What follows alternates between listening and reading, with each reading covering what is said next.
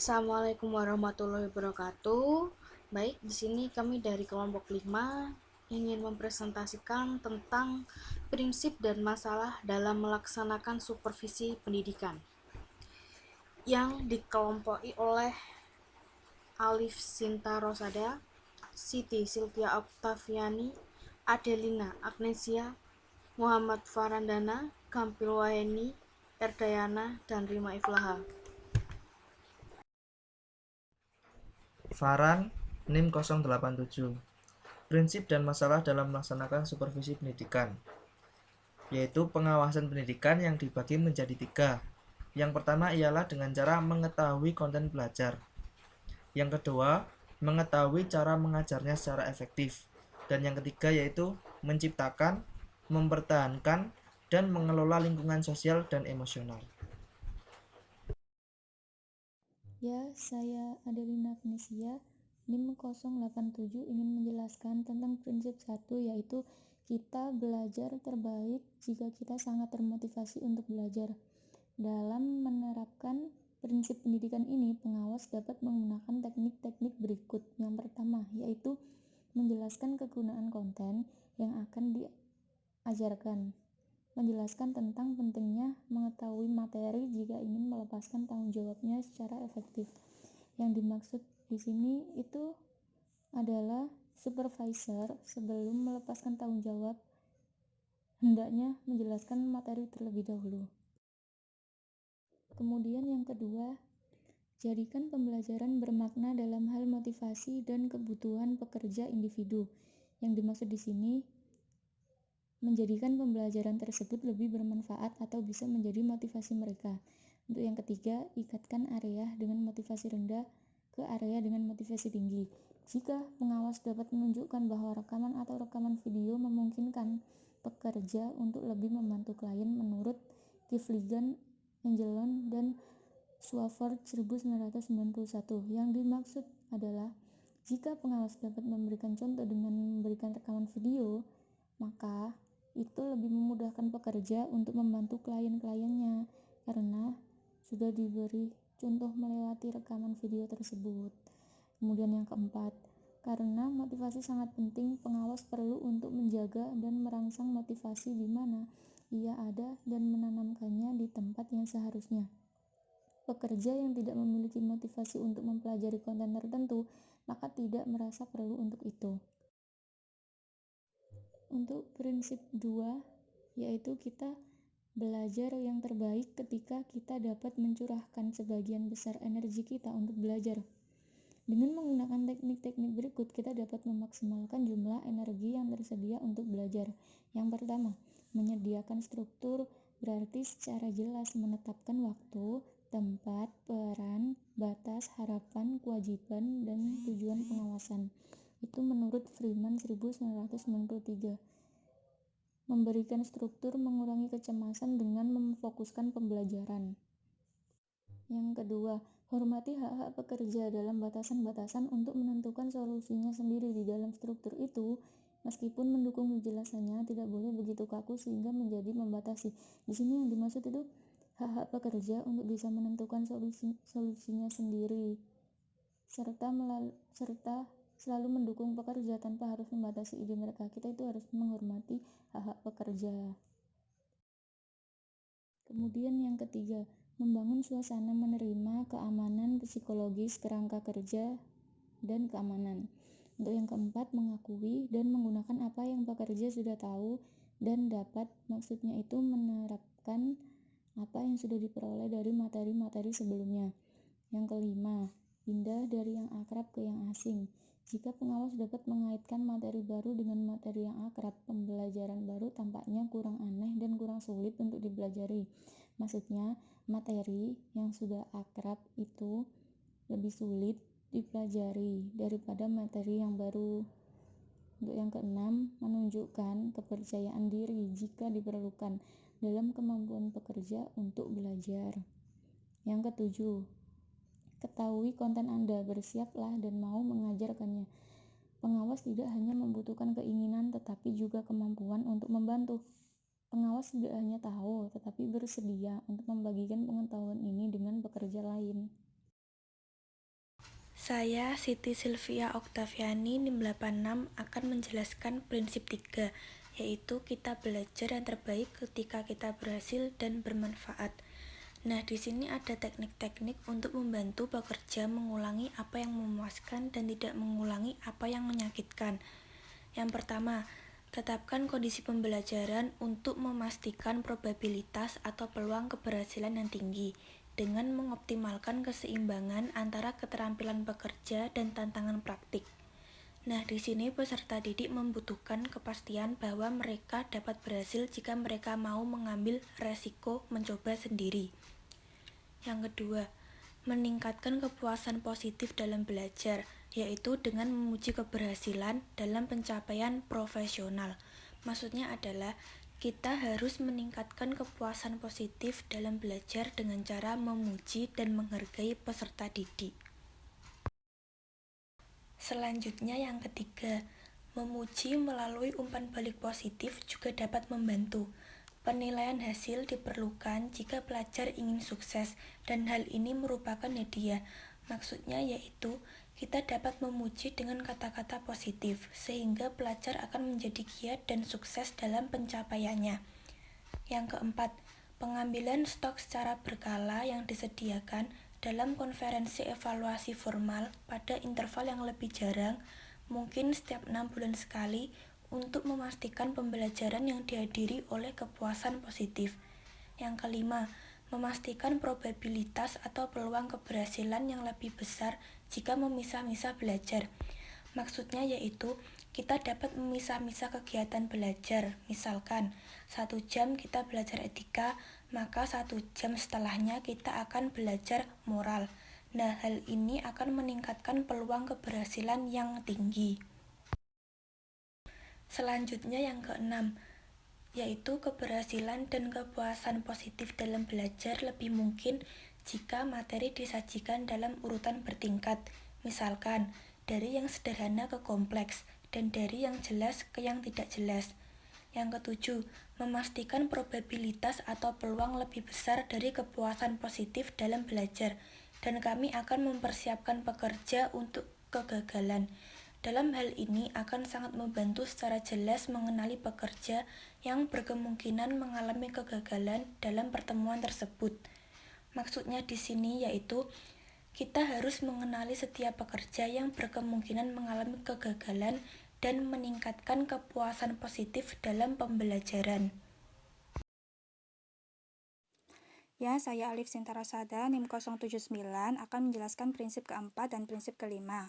Untuk prinsip keempat, yaitu kita belajar yang terbaik jika kita terlibat aktif dalam proses pembelajaran.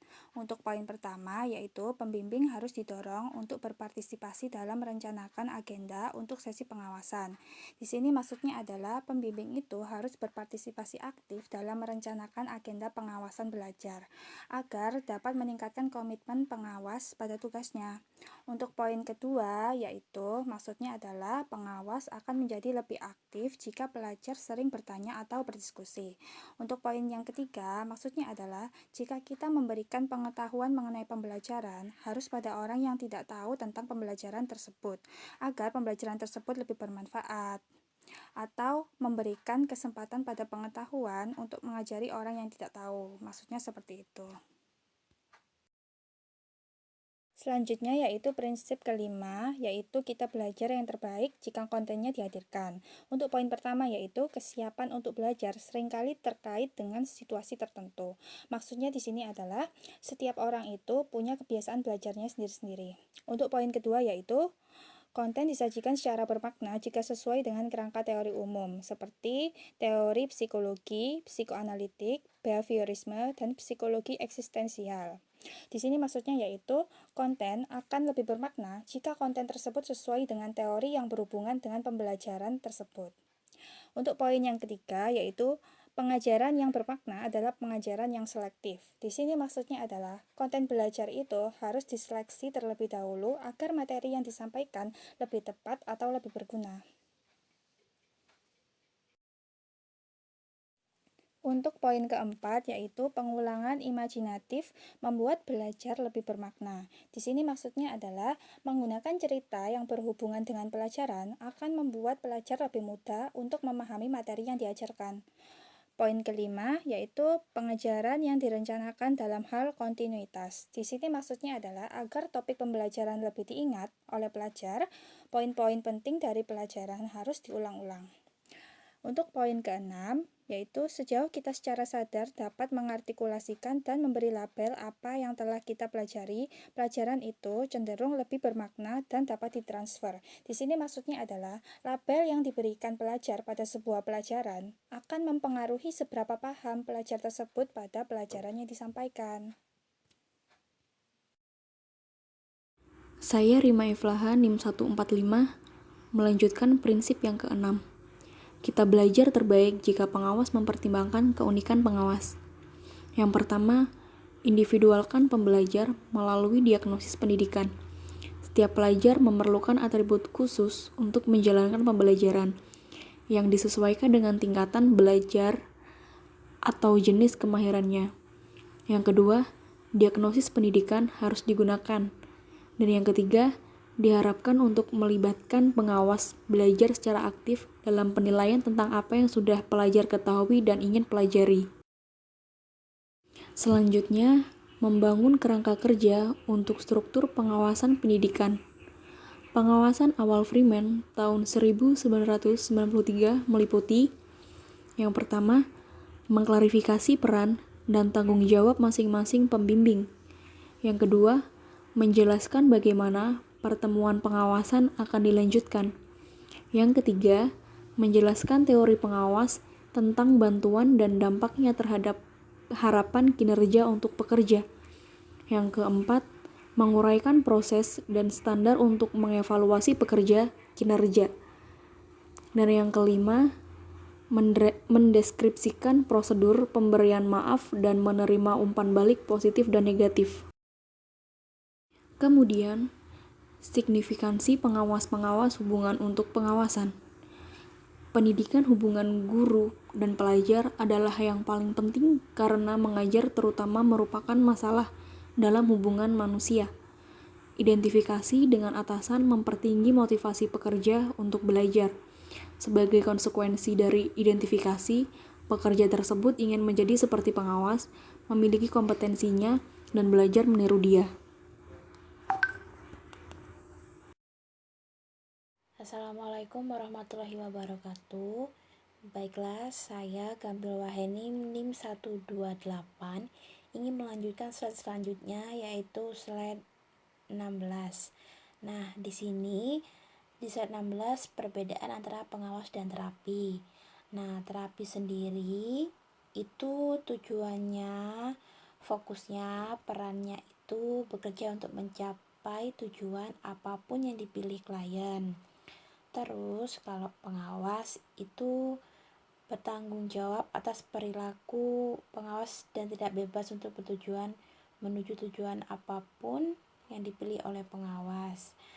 Intinya itu pengawas itu sebagai monitoring pengawas dari pekerja atau terapi tersebut.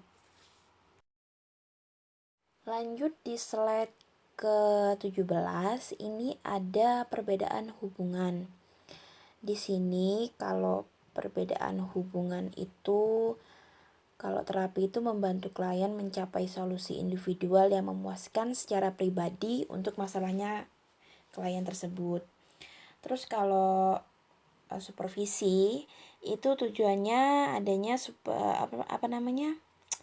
tujuannya untuk menjamin proses pemberian layanan kepada klien dapat berjalan secara efektif dan berkualitas. Karena di sini supervisi itu pengawas yang sudah saya jelaskan di slide sebelumnya, slide 16, yaitu sebagai monitoring, yaitu dia adanya mengawasi dari perilaku klien dan terapi tersebut, bekerja di situ. Baiklah, slide selanjutnya ini adalah masalah implementasi perbedaan terapi dan pendidikan supervisi. Di sini masalah penerapannya itu lebih ke cara kerjanya. Sedangkan kalau terapi itu kan lebih ke klien. Jadi dimana sebisa mungkin sebagai terapi itu harus mengesampingkan masalah pribadinya untuk mengatasi fokus klien tersebut untuk menyelesaikan masalah klien. Sedangkan kalau supervisi itu lebih ke mengambil keputusan yang sensitif.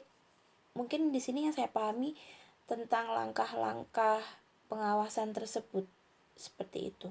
Terima kasih. Wassalamualaikum. Assalamualaikum warahmatullahi wabarakatuh. Saya Erdayana, NIM 133, akan menjelaskan tentang penerimaan perbedaan antara pengawasan dan terapi.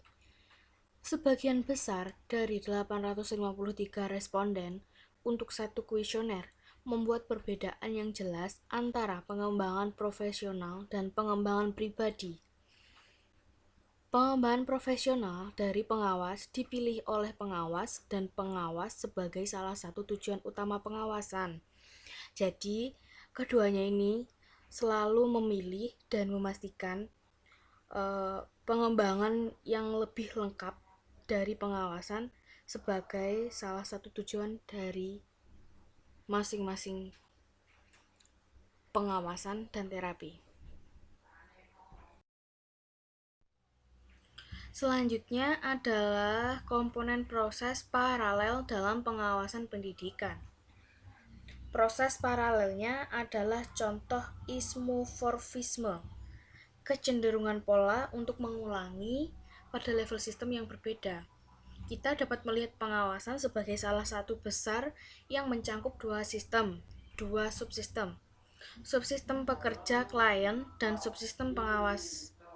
Proses paralel adalah konsep dengan sejarah panjang yang digunakan secara luas, namun ada bukti empiris yang sangat sedikit untuk keberadaannya. Selanjutnya adalah pengawasan perkembangan. Pengawasan perkembangan adalah pengawasan yang berubah selama pengembangannya sebagai seorang profesional yang kompeten. Dan perubahan tersebut dalam pengawasan membutuhkan perubahan dalam pendekatan pengawas. Karena kebutuhan belajar berubah, pengawasan pendidikan perlu diubah. Gagasan sentral dalam formulasi ini adalah bahwa pengawas bergerak melalui serangkaian tahapan karakteristik yang dapat diidentifikasi dalam pembelajaran untuk menjadi pekerja sosial profesional, konselor, atau psikologi klinis, dan dalam pengembangan identitas sebagai seorang profesional.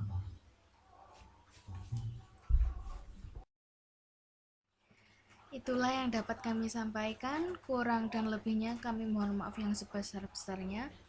Kami akhiri, wassalamualaikum warahmatullahi wabarakatuh.